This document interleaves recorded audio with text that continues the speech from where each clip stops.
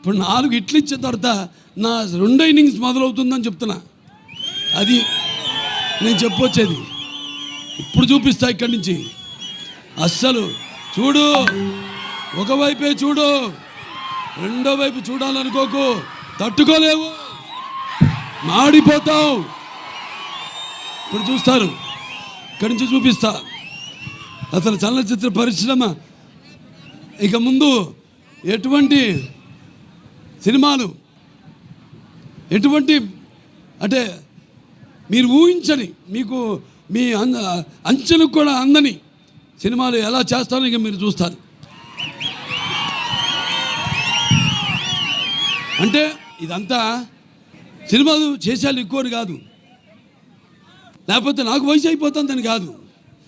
ఆలోచనలు బాగా వేడివేడిగా ఉన్నప్పుడే పంచపక్ష పరమన్న పట్టించాలి. మన అందరూ అన్నారు పంచకట్టలో ఎన్టీ రామారావు గారిని గుర్తు చేశారు మన పద్మభూషణ్ అని. దాంట్లో మన మంచి పద్యం ఉంది, శ్రీనారాయణ గారు రాశారు. దాంట్లో మరి పంచపక్ష పరమాన్నం ఉన్నా మన ఆంధ్ర ఏమంటే మనం గోంగూర పచ్చడి కోసం గుటకలేవాడు, గోంగూర పచ్చడి కోసం గుటకలేవాడు, అదే కండువాలు ఎనిది గడపైన దాటని వాడు ఎవడయ్యా వాడు, తెలుగువాడు ఇంకెవ్వడు మన ఇంటి వాడు అని.